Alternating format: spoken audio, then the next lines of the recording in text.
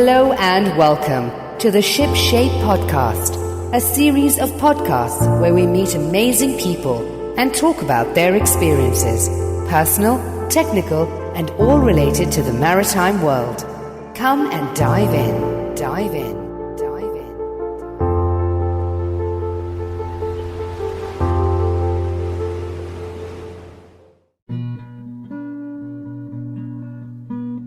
This week on the Ship Shape Podcast, we are speaking to Jack Robinson, Director of the SuperYacht Technology Network. With Jack's help, we dive into such thorny questions as how do confidentiality, NDAs, and innovation coexist within the superyacht industry. My name is Georgia Tyndale, and I'm a freelance editor and writer based in Lancaster in the UK, and I'm joined by Merrill. Merrill Charette. I'm a liveaboard on a Tashing Toshiba 36, and I'm also top 40 under 40. Maybe I'll change it up a little bit. So, Jack, where are you coming from? So I've been in the superyacht industry for around about 20 years in various forms, media, technology, general kind of like disruptor and painting people's arse. No, I'll be honest with you. So I've come through different segments of the industry that have really led me to where I am now. So being able to bring it all together, and obviously our big focus for the SuperYacht Technology Show 2024. But prior to all the super yachts, I mean, did you grow up boating? Like, what does that background look like? I see. No, actually, I grew up abroad most of my life, and maybe that has some influence. But I grew up primarily in Europe, in Spain, and in France. I'm a water baby, but I did go sailing a lot. Primarily as like a windsurfer, surfer, a skimboarder. Even surfed a few sand dunes in my time, but I think the love of water was always there. But I progressed into kind of corporates, into big PLC. And after a while, I went for an interview and I heard the word super yachts. And I just thought that sounds like my kind of place. And the rest is history. I did used to organize some pretty well-known and crazy parties and like the Black and White Lounge. We were the first people to privatize the IYCA, better known as the Billionaires' Key in Antibes. So I lived in Mallorca for 4 years, which is obviously a big boating place. And it kind of drifted because I stopped working after a long time at this company that I was at. I just kind of got bored and I had a bit of money in the bank, and I thought, you know what, I want to go to Mallorca. And I went over there, really enjoyed it. Who wouldn't want to live there? It's full of yacht people. And I thought, something will come to me. And I actually went for lunch with one of my old clients who happens to work in tech and had a big research and development company. And he had a fundamental problem, which was that his products weren't selling. And my background is in sales. I'm unashamedly a commercial director with a raft of qualifications and courses and NLP and everything. So, I really understand the structure of how to sell stuff. And what was funny is I came into this company, which not only I'm from the south of the UK and they're based up north, and it's quite different people. I would say that everyone was lovely, but very different people. And I think always when you have like 10 engineers in a room and this guy comes in as the new head of sales, automatically they're like, ugh, what are your qualifications? We don't like you. There's a whole thing. And I remember walking in and kind of big burly engineers all looking at myself going, what is this guy going to do? And obviously the company at the time was losing money and things were not good. Yeah, came in and actually tried to make a joke. I held my ear and I went, vroom, vroom, what's this? And they all looked at me like a complete idiot. And I said, eventually I went, engineer, just trying to break the ice. It didn't work. But look, in all seriousness, sometimes what engineers do is they overthink things. Their job is to be Socratic. And so they find a problem and then they find another problem. My job is to make money and find solutions and take products to market, right?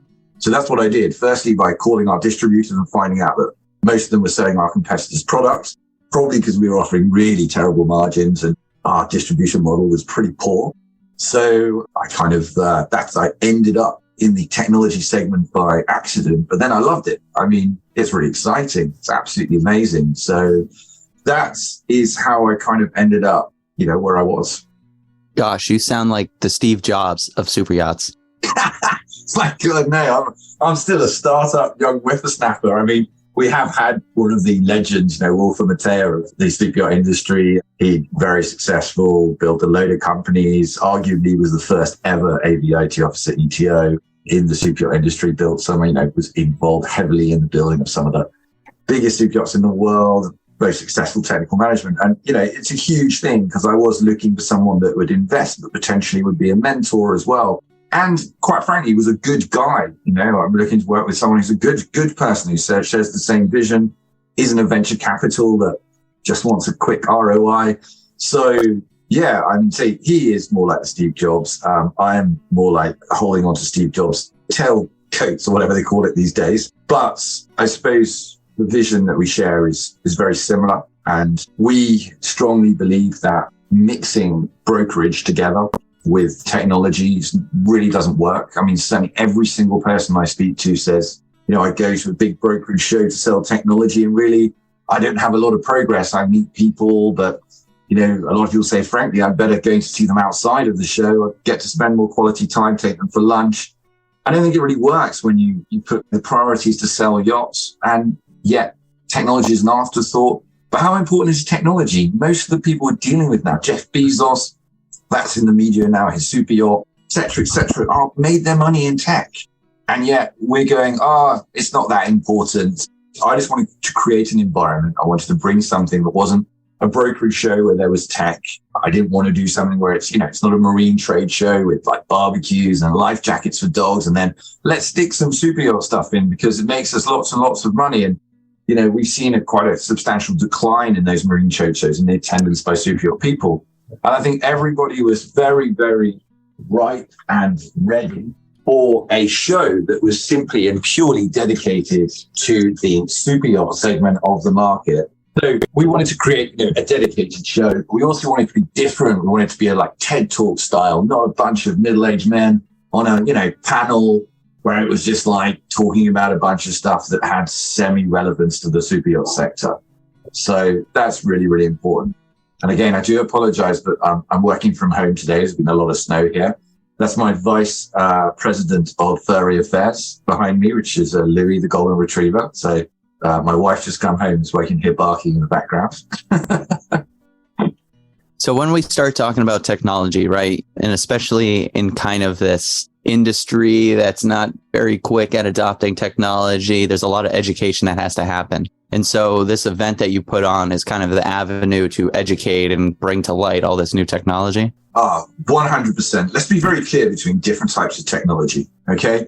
If you were going to the Monaco Yacht Show, for example, I'm not picking on them, the Dubai Boat Show, the Fort Lauderdale Show, these are all brokerage shows. Let's agree the primary task there is to sell yachts. Okay. That's why they're there. Now, let's not detract between lifestyle products that are technology and actual technology that is complicated tech, radars, stabilizer systems, aviate systems, cinema systems, all the way through to, VSAT systems. Now, cinema systems arguably might transition between the two worlds, right? It's a little bit lifestyle and it's a little bit very technical as well. Certainly when they put the first IMAX on a super yacht ever, they had to pour tons of concrete into the bottom. It was this craziness to achieve something of that caliber. So I think, lifestyle products should stay at brokerage shows. If you want a jacuzzi that, has a fountain and a shower that changes color and steam and everything like that, fantastic. We want to be the show where you can go and you can see absolutely amazing, artificial intelligence-based kits. You can see everything that you need from a technical point of view, where technical people go to understand the technology that is required on board. Changes that are affecting the market, like Starlink, that has come in and completely disrupted the super yacht sector. Debatable whether it's going to be good or bad, because I don't know if you know Starlink's business model. It's very Elon Musk-esque. Basically, no, I don't know about that. Could you tell me? You don't get any margin and you get very little support. So yes, it's an amazing product, but basically, unless you are buying the kind of volume that it's very unlikely that anyone in the super yacht industry could buy, right? Then it's probably going to be the case that me here at home as a private individual or for our office in Bath would buy a Starlink system for exactly the same price as somebody that was ordering 300 Starlink systems. So satellite internet access, just to clarify for people who don't know what it is. Yes. So basically there's been a bit of a big major shift. LEO and MEO come into the market. It's low Earth orbit satellite and medium Earth orbit satellite. So essentially tens of thousands of tiny satellites much closer to the Earth spinning around. And if you between, OneWeb and an Elon Musk company and Starlink, if they don't get all of those satellites into the sky at an alarmingly fast rate, which they're achieving very well, then effectively your phone would just stop working. And many other impacts across business and things like that. You can imagine the impact. We're so dependent now on all of this because the amount of data that we now use in a minute is what at a certain point we were using in a year. So the infrastructure has to keep up. And of course, with lower Earth orbit stuff, I won't go too far into this. You have lower latency as well. So, the time it takes, for the signal to bounce essentially back and forth between the yacht, the Earth, the product. Getting back to the conference that you set up, and you talked about how boat shows and yacht brokerage, maybe technology and yacht brokerage don't really go together. And one of the major shows in the United States, one of the big ones, I had a booth there one time and they gave me the statistics and it said 97% of the people that show up here don't own a boat and can't afford a boat. And then like the other... Right. Aspirational. Yeah. The other 2.9999% only have dinghies. And then it's like the 0.01% that actually have a yacht. Yeah. So when the people are showing up to your conference, what does the demographics usually look like? So firstly, it's a professional conference. And I'm going to be very clear. It's not a conference. It's a show which incorporates into it a 500-seat auditorium that has a conference within it. So we are a show with a SuperYacht Technology show. Yeah, our demographic is completely professional. So we wouldn't allow any members of the public in whatsoever. The ticket price is very affordable in a business context, but not particularly affordable to Joe Blogs, who frankly wants to go to the Monaco Yacht Show. And I think this is why they put their ticket price up so much, because they were like, oh, wow, I want to go and look at the big yachts. And of course, you're no longer allowed to dock walk. Of my time, that's how our bread and butter of how we sold things, including technology. We would walk up and down the docks and we would knock on the super yachts and ring the bells and we'd say, hey, can I talk to you about our amazing product? Now, if you did that, you'd have like an armed guard. You have to get through the security barrier. You need to leave your passport, have an armed guard. You've got invitation by a specific yacht only that have to come and get you. So even tourists that used to walk up and down the Billionaire's Quay can't do that anymore. So yeah, we don't have any aspirational people. We have a VIP program. What that gives you is full access to the show, lunch, dinner. We have our VIP hub every day. You have this huge gala dinner, amazing parties. Because we are a show, we call ourselves a networking show because it's private and it's all about, yes, you can talk about business, go to the stand, see, we've got an actual cinema being built this year. It's incredible. You can go in there, talk to all these experts. But, we want to break down that barrier between personal and business. At the end of the day, I want to get to know Tony. I don't want to get to know just, the person that is the managing director of this company. So we put a lot of work into creating this really collaborative, really fun environment. And that's what a lot of people talk about. They're like, this is amazing. I'm not only dealing on a B2B trade where I'm meeting my suppliers. This person sells me the SIM cards that allow my system to work. And I never actually met them face to face. So it has that element. And then you have an owner's rep for a big new build who's coming in going, this is great. I can see all the best speakers in the world and listen to them. I can go along and learn about cybersecurity all in one place. I don't have to receive these suppliers into the yard. I don't have to go out and visit them at multiple different locations. And to be honest, what we've seen is forced collaboration. So sometimes brands that were like, we're competitors. Actually, an owner's rep comes along and goes, well, I like that, but I also like that. So I want both. And it's like, God, we're going to have to work together. If you look at the testimonials, some of the people were like, what we learn is that we can collaborate more with our competitors. I believe in the model of win-win-win. When you make a deal, everyone wins.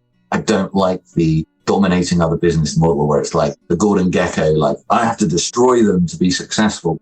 That's an era that has passed for me. Okay, so I'm hearing where you're at right now, but when you just started this thing, we had an interview with SuperYacht Times and they were saying, oh yeah, when we first started trying to have like an event, we ended up losing a ton of money. But how did you get people to get on board and how did you get it to the point it is right now? Honestly, a lot of time on the phone. I was fortunate to have worked on quite a few new builds. I could literally, in my phone, was a whole bunch of really important people. I made a bunch of people ambassadors as well. And then I asked them to go out and find other people. And, we're a really small industry. And a lot of people came like behind me in support. They said, yeah, you're right. Like there's a lot of people, even like the president of MEBA talked last year at our show. And I don't know if he's going to be super happy about me saying this, but he agrees, that is the person that represents all the brokers, John Wyborn. And he said, yeah, I really think mixing brokerage and technology is not the way forward. It's great that there's a show that's been created dedicated solely to our industry. Because look, if you are going to tell people like, get out of that house, you have to build another house for them to go to, and you can't just chuck them out. We really hope that everybody starts making an exit strategy from brokerage shows who's involved in complicated technology. Because even though you were talking about an owner, right? You're an owner, let's say. You go around, you go to a show, and you're buying your Jeff Bezos or something like that, right? You're picking your super yacht, fantastic, and then the trimmings and the carpets are going to look like water, and when you walk on them, like they massage your feet. I don't know, whatever you want, right? Do you really care that much about like the engine management system? Do you care that much about the detail of how the VSAT's going to work and things like that? How involved is an Arab prince in that? Or like that's experts that needs to pick that. And all the assumption is, and something we sometimes actually can't achieve in super yachts is, I just want the same stuff that I have at home, or we can achieve it at a huge cost. So it's a case of that doesn't need to be there. What you do is pick your yacht at a brokerage show, come to our show to pick all of your technology, to understand what's happening in the market, to look at the cutting edge of what's going on. See, like right now, I've seen a trend in disappointing business suites on yachts, right? Because if you think about it, like quite a lead in this segment is like an interior designer. And it's super exciting designing the lounges and the cinemas. And of course, in the cinemas, you get a lot of conflicts because it has to actually work, not just look good. So designing it and got a huge waterfall style light that tumbles down the stairs and everything. So it's amazing, right? Fantastic. But the office suite, for example, tends to be like a desk with a nice screen that pops down. And, now office suites should be like heptatic technology, like in Minority Report. That all exists. It's easy. Like tables that are actually surfaces that you can project something with your hand and throw it on another screen. These are people running billion-dollar businesses and they end up with a desk so we've got a few companies who are going to come in to our event and go like, look, the business suite these are tech people now buying yachts. It's super important. It should be matching up to the expectations of what you would have in a large corporate building. Yeah, makes total sense, as you say, and especially with COVID and remote working, there must just be so many people using their yachts as their primary as like a big office space for them. The idea that this would be streets behind what they used to at home just doesn't make any sense, does it? Yeah, 100%. And look, every owner now out there wants a unified experience. It's funny because we look at ourselves as the super yacht industry, but I think owners are looking at it going, look, I've got a private island and a penthouse in New York, a penthouse in London, and a house in Sydney, Noosa, or whatever it is, right? And all I want is the same thing when I go in there. And maybe you like different speaker systems, maybe you like whatever, but right, you don't want to go in and have like a different playlist every time you go everywhere. You don't want, Crestron's probably like a brand that's really good at doing that kind of stuff, like really unifying the whole experience so that even the theme of your lighting is the same, the way that your shades operate. Sort of a very cool thing whereby you can go into like holiday mode and it will replay everything that you did in the last 2 weeks. If you're going away for 2 weeks, for example, you just set it and every action that you did as a normal human being is replayed through the entire system, every light, everything that a burglar might look at it and go, oh, they're definitely home because look what's going on in there, right? I deal with a lot of technology. That's kind of what I do outside of the podcast. And one of the things, is part of my whole like pitch I do is that there are so many advancements in technology, but with all these advancements in technology, it's kind of just evolving so much quicker than the people that can support actually installing and doing all of that. Can you talk on that a little bit? Yeah, I think training and education is really, really important. We have an additional 11 rooms this year. So to be clear, and I will send you the floor plans, we are quadrupling the size of the show. So we now have an exploration lab. We don't call them halls because it's all technology. We like the word lab. So we have an exploration lab with 50 stands in one and a cinema built in there. We have a discovery lab, which basically has these amazing sea lounges and that type of stuff. And upstairs, we have 11 training and meeting rooms. These like with screens outside. Some of them are like 50 meters long, and some of them are like really small. And companies are able to offer like workshops pre the event, during the event. There are obviously, for us as well, there's an element of privacy meetings. You know, if you meet with a new build and you're like, we don't really want to talk to you here, you can book into that room. You can go up there. You can do that. You can take them for lunch in our VIP cube, which is an actual glass cube where you can have 6-course lunch. They get offered lunch anyway in the VIP hospitality hub. But, you know, if you want to go that one step further and go, no, I think, you know, we should go into this glass cube and have our own special lunch, then, you know, we can do that too. But yeah, I think education is massive. And what we have is more need to draw from outside the superyacht sector. I like people on my main stage. There's no sales pitches. Last year, we had a guy who is arguably the best builder in the world, engineer of headphones. He built Dr. Dre's Beats. Really nice guy, very clever, very good public speaker. And it was beautiful. You know, he came in, he showed us 10 square foot of technology that he had to get into a headphone because he wanted to bring something that was completely different. They cost $50,000, entry level. These are basically like, can be customized to the soundscape of your yacht and your car. They can be a ray leather. Anyway, blah, blah, blah. I'm drifting a little bit away from it. So we have our main stage and we have a new stage called the discovery stage. And that's also where you can go and learn about tech. Unashamedly, people can present their products because there's nothing wrong with presenting new products.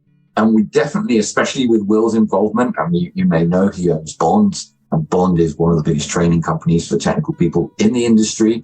Be very clear, Will Famatea invested in our company and has absolutely nothing to do with any of the companies that he owns. But of course, if he wants to bring in as a paid company like anybody else, a training element for Bond, we would support that. We'd also support any other organizations like Blue Water who have training to come in and offer training. Because these people are in one location, they may as well learn.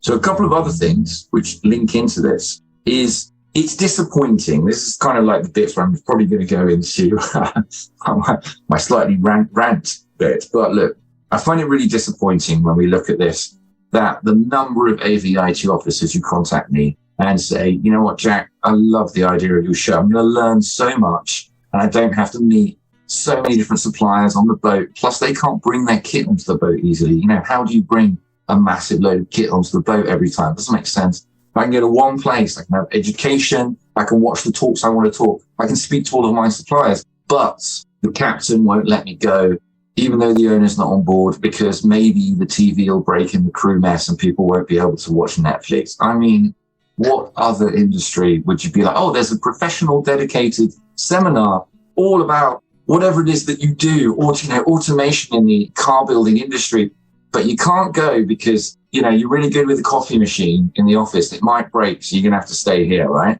It doesn't make sense to me. We have to engage more, to be more of a professional industry that sends people to 2 days to the show, for 2 days, and they're fully paid for. They don't pay for tickets, they don't pay for food, nothing. So I suppose that's the other one. You wanted to talk at some point, I think, about privacy.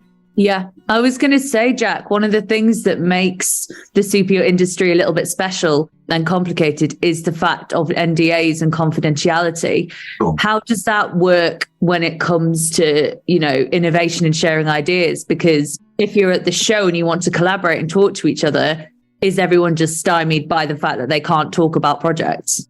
Well, see, the irony is, two different things, isn't there? I completely understand and respect the need for NDAs. We don't need to know where the owner's kid goes to school or things about their private life, right? Absolutely not. But I would say if you're a superyacht owner or I was a superyacht owner, it would be in my own self-interest that we learn about amazing technology that has worked for other yachts. Would it not? Would it not be useful when new technology is deployed, like, you know, the chaos that was the transition from analog to digital mobile radio? And I heard things, I was working in that segment, from so many different yachts, and some of them were just complete fantasy, and others were, frankly, really worrying, where a repeater system, which is set to 2 watts by the IMO, you know, the law of the sea, the United Nations, the regulatory body, for a very good reason.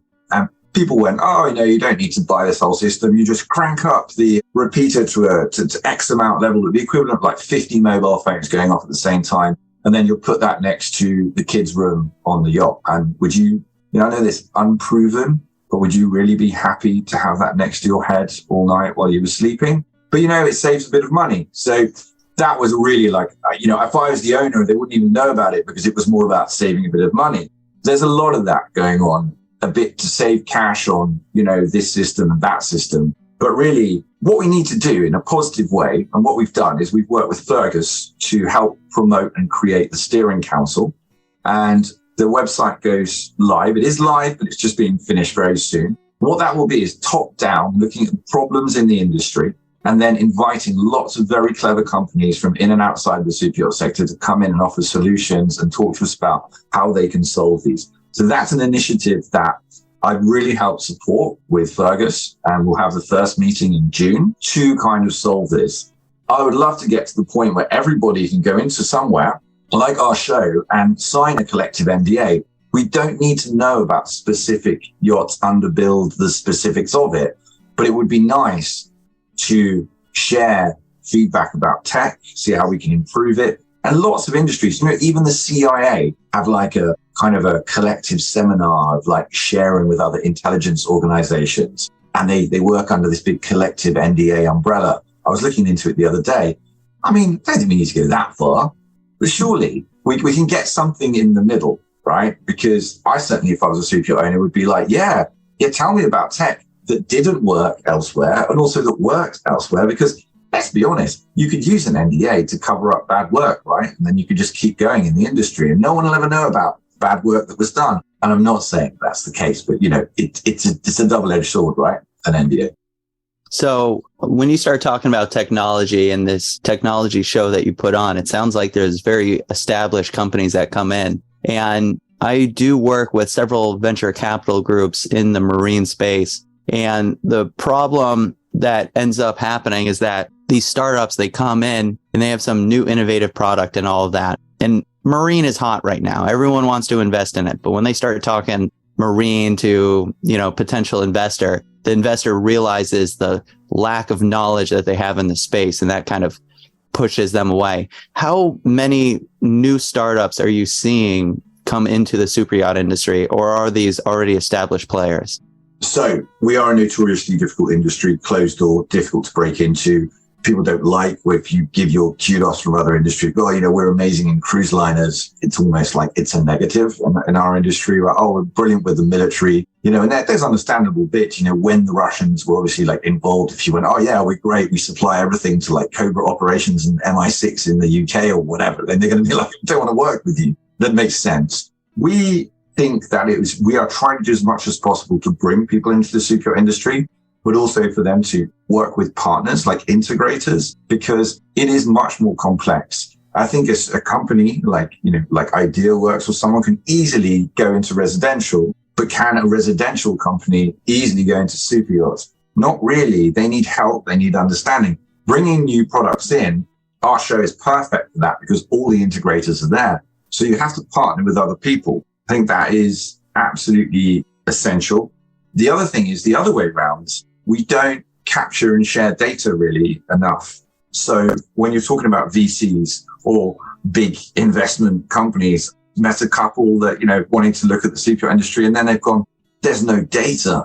It's terrifying. What am I investing in here? It's just like, because there are sensors all over super yachts now, like predictive maintenance, is a big thing, like working out something's going to break before it's going to break. And that's a good way to save money. All that data could not only be feeding into a bigger understanding of super yachts, it could help the world's oceans. You have amazing systems. They put on a lot of yachts now that allow you to scan the bottom of the ocean so you can go to places that no other people could go to because it would be simply too prohibitively dangerous. We work with a couple of, there's brands like, Daniel Mans and, my friend Justin and his company. And there's a lot of them around. They're absolutely fantastic. That kind of data would be invaluable to the oceanographic organizations. And I asked them, I said, do you share this? And they were like, not really. No one's really asked us, that kind of stuff. And it's like, that's a bit of a shame. I think also we need to engage with, even on the, environmental side of things. Reality is 4 or 5 people on a huge thing consuming hundreds of thousands of liters of diesel is not arguably ethical, but I think the super yacht industry is trying really hard to develop tech. New owners are trying really hard to push the boundaries. I went to Building Green Giants, the movie. There's a lot going on and we get a lot of stick. But some of the tech that's being built by these billionaires is then transferable. You know, when I went on Black Pearl, the biggest sailing yacht out there in the world, the energy recuperation system is almost 100%. It's incredible. And this tech could be deployed to other industries. So we get a lot of stick. But I personally would like to engage with someone like Greenpeace. And, you know, I think it was a real shame, real missed opportunity when Extinction Rebellion went on the stage at the Super Yacht Forum. It looked it's interesting. It was very, Mike Martin handled it very well. Like it was planned in advance or something, but like absolutely incredible. Came on the stage and, did the best thing you can do. Here's the mic. Tell us, how can we work with you? What can we do? And they just shouted a load of, oh, you rich people, give us your money. And what a missed opportunity to really present some coherent arguments about ultra rich, how we can work together, the rest of the world, the 3% and 97% of the world. I mean, I think it was a shame. I would like to see us in the future. We will have a green zone at the next show.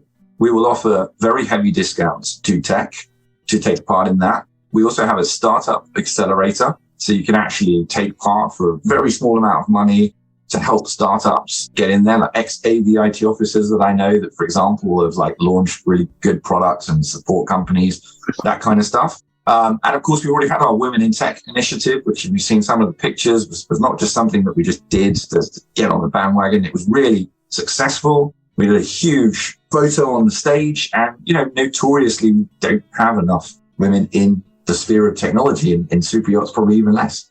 I find it pretty funny about how, some people just look at the industry from this weird, like shaded glasses type view. We did an interview with Robert Van Tol from Water Foundation. Yeah. So I decided to make like the copy. Can super yachts be sustainable? Post that all over Reddit. It blew up. People were like, down with the super yacht industry. And I was like, listen, all these innovations that are happening in the super yacht industry, go to so many other segments of marine that are way more destructive than super yachts. 100%. So, 100%. Look, that's exactly it. You come in and somebody, you have somebody like Black Pearl said, look, I want this yacht to be able to run 100% under its own energy. And the algorithms that control the batteries, that work out when everyone's having a shower and like learning algorithms, right through to the way that the sails engage with the energy recuperation, like this kind of tech. If you pursue this, the right kind of owners, pursue this kind of tech, this is stuff where it's very easy to see that within 7 to 10 years, you are, I've got yachts that are completely self-sustaining. And then we're only talking about the material that they use. And of course, a big trend right now, and long may it continue into the future, is exploration yachts that also serve as deployment yachts for crisis, famine, earthquakes, blah, blah, blah. And a super yacht owner can say, you know what? Let's do this. Let's take 300 tons of stuff, let's send in the super yacht. I even think there was a really cool yacht many years ago. The name I would have chosen if it wasn't already taken, Falcor, from the Never-Ending Story. I always love that one. It kind of comes in and defeats the bullies and helps everyone. It's really good. So, but look, he's completely right. It's really easy to make us into the villains, but I think the same people you see online who jump on and they'll criticize every political party, everything. But if you sat them down at dinner and said, yeah, great, look, it's really easy to throw dirt at everyone. Give me 4 things you would do to make the world better.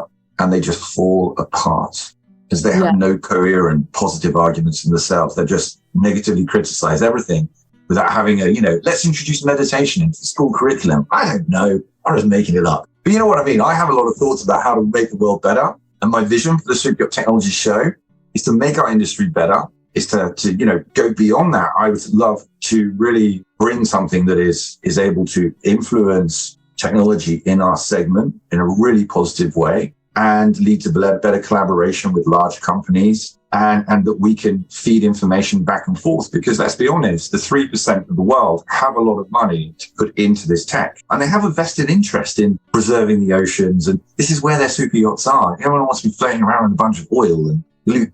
That's not how it is. So they're not stupid people. They've made a lot of money for a reason. And I don't think a lot of them out there going, oh, ha ha ha, I want to see the world burn. I mean, I think maybe, some of the ones that did have left now. So what gets you excited then in technology? What's getting you very excited at the moment? I'm really excited about the whole energy recuperation, green systems. I think what we've got to understand is like algorithms and how important they are. AI, people are terrified by it. But, with a lot of these systems, it's about AI needs to study our behavior to be far more efficient. It's not just enough to capture energy and store energy. We have to have algorithms and artificial intelligence studying the way in which we use this energy to be most optimal. And you probably are aware that most batteries to perform at their highest point need to kind of stay at 85, 90% all the time. You don't run it to zero and then recharge it and run it to zero and then recharge it because they won't last any time. By the way, I'm not claiming to be a technology expert. I know a little bit about a lot of stuff, but there's definitely a lot of people I would bring in on this. The other thing is gotta say is immersive. I'm super excited by immersive. I saw Rafik Anadol, give his talk at ISC. This is really exciting stuff, living art that you are fully immersed in. I'm really excited about the future of how yachts will be able to use zones in multi-purpose way. They'll be able to change. And kind of as you walk through the yacht, it detects your face and changes all of the artwork. And even the smell of the air is fragranced around you, but also health benefits, things like that. I think a lot of ultra rich are very into the study of their own bodies. Yeah. And how it very works. self-conscious. Being optimal all of the time. There's just a lot of exciting stuff. Just listening even to Dr. Dre, Beats guy. I know it's only headphones, but him laying down on the floor, all of the tech that took him many, many years to fold, and how he worked with other industries from military to aeronautical to he drew from supercars. He brought in everything and he managed to take what was, 10 square meters of parts and bring them gradually by working with everyone small into a headphone and creating this completely different soundscape, which I listen to, by the way. It's amazing, but basically all other music you'll ever listen to is pretty shit after that. So it's completely ruined it for you, and now you have to raise 50 grand to get yourself a pair.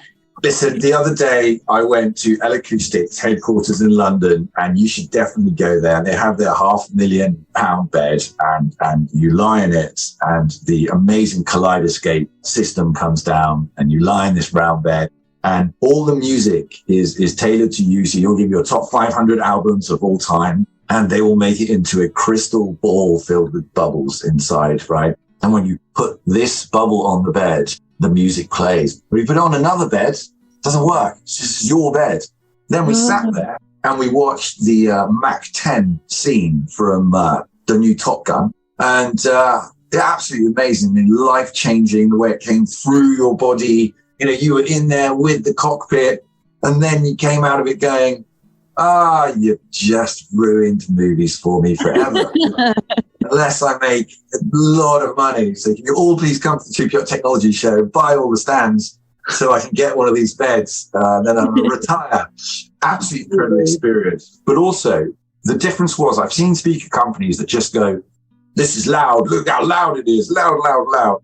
I mean, Acoustic has 700 employees. Their background is it was a French physician, a master of physics, if you like, who went to a concert in the 70s. And he's like, why is it when I stand at the front, I'm deaf? Can't hear a thing. Overwhelming. And when I stand at the back, I can hardly hear anything at all. I know what can solve this. It's called physics. So, when you go to any concert now, you have these curved speakers everywhere, right? That was him. He invented them. The trademark ran out on them, so everyone uses them. So his company is Acoustic. And, you've got great other speakers in the market, Sonos and people like that. Sonos father, who we work with, going all the Maseratis. But at Acoustic, I would say, in terms of the engineering, because you stood in this room and they were like, do you want it to sound like you're in St. Paul's Cathedral? Or, and they said to us, and I can understand why, they said quite often we'll bring people in here and we'll be like, what music do you love? Do you want to listen to? And it's like, okay, I want to listen to this. And they cry. I'm stoically British, so obviously I didn't. No cry. Emotion for us, obviously, Jack, but inside. It's actually, music is emotional, but this is more about the technology. This is what we're talking about. You've got a speaker, but it's no longer what it's about. This is about a unified system using amazing software and algorithms to work together to link itself into the human brain. And I think that's what we're going to see a lot more of. I was speaking to, the New York Times Designer of the Year, and she said to me, we went for lunch in London, and she said to me, the future, it's in biointerfacing, the human body interfacing with technology. It's terrifying, and, we'll see. So can you give us, as we kind of come to our end here, maybe a success story or a memorable moment from one of your shows? A memorable moment from one of my shows. Yeah, I'll tell you a memorable moment from one of my shows is when my two key members of staff both got COVID, and I had to run the entire show on my own, coming out of COVID, which had been very, very difficult because I was running around, putting up posters, doing the job of every single person, and actually how humbling that was, and how many people came up to me and went, this show was absolutely amazing. It was really good to see that, you weren't making yourself the center of the show, putting in the hard work.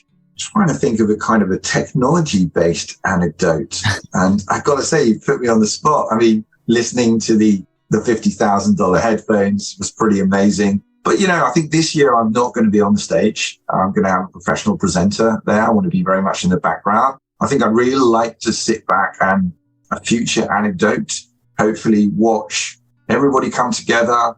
Some amazing exchanges, collaboration, incredible new technology, and just seeing it all come together in March 2024 in Barcelona World Trade Center, and building on that for the future. I'm very, very passionate about what I do. I hope that comes across in the show. And what type of tips and advice would you give a budding entrepreneur that might be trying to come into the technology space? Yeah, I think to understand technology from a user's point of view.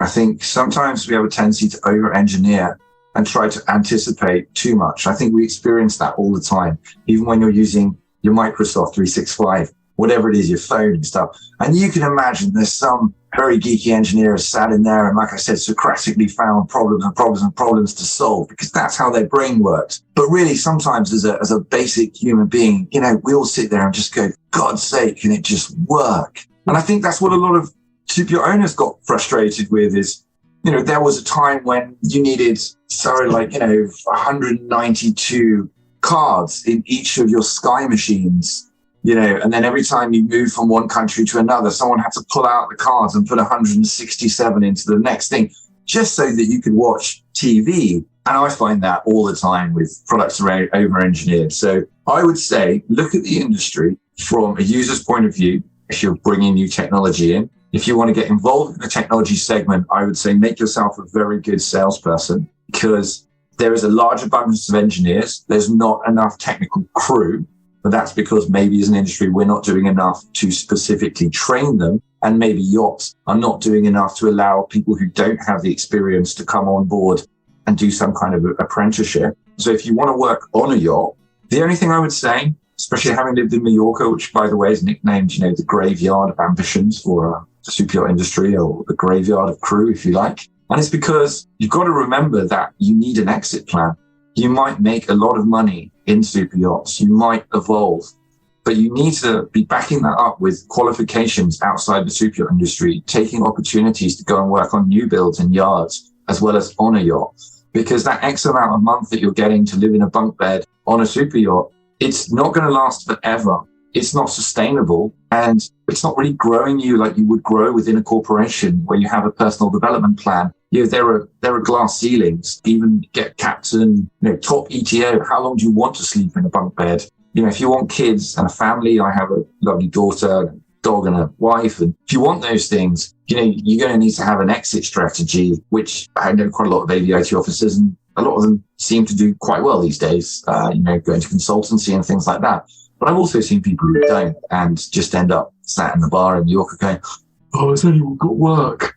And all their qualifications are becoming more and more outdated. But also, do you know what? Be a good person. Look for a win-win-win. Like I said, I think one of the key things people I don't like to work with and won't work with are people who seek to dominate other businesses are like, I want to be the only one and everyone else must disappear so that I can rule the entire VSAT section of the market or something. I don't think the world is good that way. I don't think it needs to be that way. And I think that everybody can win in a situation and we can all have a positive outcome that benefits us as human beings, as well as our bank accounts.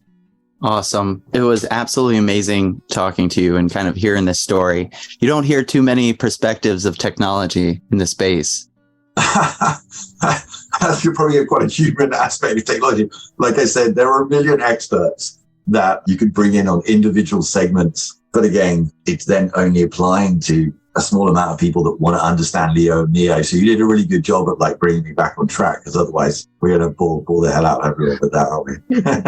So, Awesome. Jack, if people want to find you, where can they find information about you and what you're up to? So you go on superyachtechnologynetwork.com. You could come over to the beautiful city of Bath, most desirable city to live in, 15 years in a row, historic World Heritage Site. Come and see our city centre offices. We'll take you out for lunch. We'll look after you.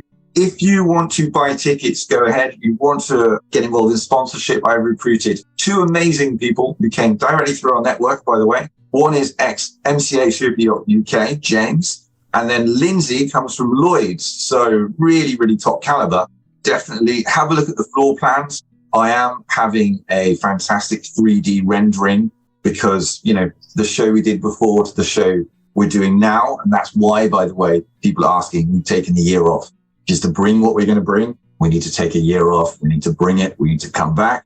And if you are a buyer, you're an owner's rep working on a new build, whatever it is, you will learn so much. You will save so much time. And we will give you a free VIP ticket and you will get given beautiful chef-cooked lunches and go to fantastic parties and have lots of professional time. You go and watch lots of talks and stuff. And obviously for Meryl and Georgia, here I'm talking to you, you're welcome to attend as well. We've got new media partners that we're signing up. So you want to come and do some coverage and interview all these tech experts and stuff. Then, March 20th and 21st, 2024 World Trade Center, Barcelona, which we chose for obvious reasons. It's cool and it's hip and it's young and it's dynamic, like us. Thanks, Jack. All right. Thanks so much. Catch you soon.